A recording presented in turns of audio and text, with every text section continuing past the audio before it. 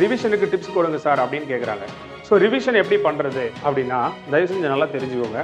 ஒரு மாதத்தில் எத்தனை வாரம்னு கேட்டால் 4 வாரம் நீங்கள் சொல்லுவீங்க. என்னைய கேட்டால் ஒரு மாதத்தில் நான் 3 வாரம் தான் சொல்லுவேன். ஒரு மாதத்தில் ஒரு நாளைக்கு எத்தனை மணி நேரம் அப்படின்னு கேட்டால் நீங்கள் 24 மணி நேரம்பீங்க. நான் என்னைய கேட்டால் 22 மணி நேரம் தான் சொல்லுவேன். ஒரு வாரத்தில் 7 நாள் கிடையாது, 6 நாள் தான் நான் சொல்லுவேன். அப்போனா என்ன அர்த்தம் அப்படின்னு சொன்னால், மீதி நேரம் நான் படித்த படிப்புக்கு ரிவிஷனுக்காகன்னு அர்த்தம். இந்த அளவுக்கு இம்பார்ட்டன்ஸ் கொடுத்தா மட்டும்தான் நம்ம படித்ததை ரிவிஷன் பண்ணுவோம். இல்லைனா நம்ம படித்ததை ரிவிஷன் பண்ணவே மாட்டோம். நம்ம எவ்வளோக்கு எவ்வளோ படிக்கிறோமோ அவ்வளோக்கு எவ்வளோ படித்ததை ஞாபகம் வச்சுக்கிறது ரொம்ப ரொம்ப அவசியம். பெரும்பாலும் போட்டித் தேர்வுக்கு படிக்கிறவங்க, அதுவும் டிஎன்பிஎஸ்சி மாதிரி எக்ஸாம் படிக்கிறவங்க நிறைய மனப்பாடம் பண்ணி படிக்கிறாங்க. அப்படி மனப்பாடம் பண்ணி படிக்கின்றப்போ ரிவிஷன் ரொம்ப ரொம்ப மஸ்ட். புரிஞ்சு படிச்சாவது கொஞ்ச நாளைக்கு ஞாபகம் இருக்கும். திருப்பி ரீகால் பண்ணும்போது அதே மாதிரி ரீடைன் பண்ணிக்கலாம். நீங்கள் அழுத்தம் கொடுத்து மனப்பாடம் பண்ணி படிக்கிறீங்க அப்படின்றப்போ உங்களுக்கு ரிவிஷன் ரொம்ப ரொம்ப அவசியம். அதனால் போட்டித் தேர்வு படிக்கக்கூடிய மாணவர்களே, தயவு செஞ்சு ஒரு நாள் பொழுதுலையும், ஒரு வார பொழுதுலையும், ஒரு மாத பொழுதுலையும் ரிவிஷனுக்குன்னு நேரம் ஒதுக்குங்க. நீங்கள் நேரம் ஒதுக்குனாலே ரிவிஷன் பிரச்சனை உங்களுக்கு வராது.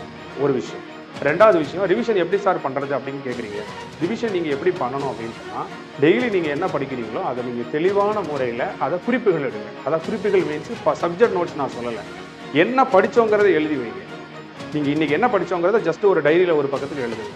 இது நீங்கள் வழக்கமாக ஒரு மாதத்துக்கு பண்ணினீங்கனாலே நீங்கள் எதை ரிவிஷன் பண்ணணும், எதை நீங்கள் டிஸ்கண்டினியூ பண்ணியிருக்கீங்க, எவ்வளோ நாள் ஒரு நாளைக்கு குவாலிட்டியாக படிக்கிறீங்க, இந்த மாதிரியான விஷயங்கள்லாம் உங்களுக்கு நல்லாவே தெரிய வந்துடும். நீங்கள் எழுதிட்டீங்கனாலே நீங்கள் யாருன்னு உங்களுக்கு தெரிய வந்துடும்.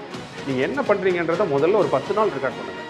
அப்புறம் இந்த 10 நாள் படித்ததை எப்படி ஞாபகம் வச்சுக்கிறதுங்கிற பிளான் உங்களுக்கு ஆட்டோமேட்டிக்காக வந்துடும். ஏன்னா உன்னை வழி நடத்துவதுக்கு உன்னை வர சிறந்த ஆள் யாருமே கிடையாது. இதுதான் என்னுடைய ஒரு பதில்.